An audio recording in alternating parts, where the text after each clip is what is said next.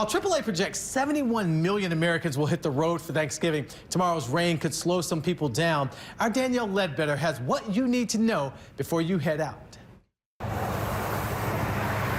Rose McLaughlin is gearing up for a 3.5-hour drive. Well, it's kind of a little bit long drive, but we have fun along the way. And she's not going to let the weather rain on their parade. Just pay attention.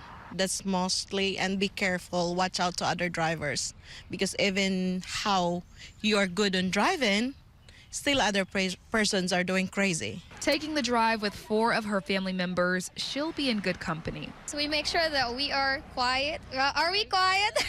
No, we're enjoying. We are listening to music, but we make sure that Ate Rose is still focused on the road, and we make sure that she can still drive well. AAA projects 71 million people will drive for the holiday. And with the rain on the way, they suggest you slow down, leave room, and avoid cruise control. Lewis and his family are driving to Illinois tomorrow, and they said they've gotten stuck driving through a snowstorm and learned a lot from that. Do not speed. If you don't see anything, just stop in a safe place until it gets better and safer to drive.